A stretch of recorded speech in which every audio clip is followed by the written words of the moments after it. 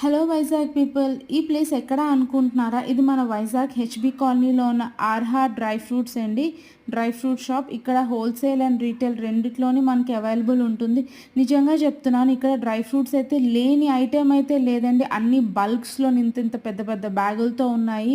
ఇక్కడ ఇక్కడ మనకి డ్రై ఫ్రూట్సే కాదు, ఈవెన్ ఆత్రేయపురం అంటే పూతరేకులకే కాదండి, అక్కడ ఉన్న మామిడి తాండ్రు కూడా మంచి ఫేమస్ అంట. ఇక్కడ వాళ్ళు మనకైతే చెప్తున్నారు.